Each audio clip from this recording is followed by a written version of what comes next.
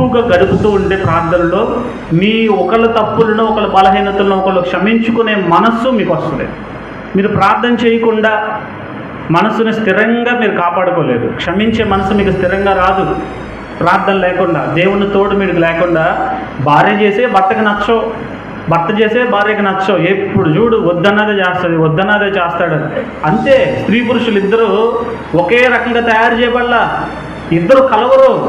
స్త్రీ తయారు చేయబడిందేమో ఎముకలో నుంచి, పురుషుడు తయారు చేయబడిందేమో మట్టిలో నుంచి. మట్టి తీసుకొచ్చి ఎముక అతికిస్తే అతికిద్దా? రెండు కలుస్తాయా? స్త్రీ పురుషుల బంధం ఎప్పుడు కూడా విభిన్నంగానే ఉంటుంది. పురుషుడు బలంగా ఉంటాడు, స్త్రీ బలహీనంగా ఉంటుంది. శారీరకంగా, మానసికంగా స్త్రీ బలంగా ఉంటుంది, పురుషుడు బలహీనంగా ఉంటాడు. కొన్ని ఒత్తిళ్ళు వీళ్ళు తట్టుకోగలరు, వాళ్ళు తట్టుకోలేరు.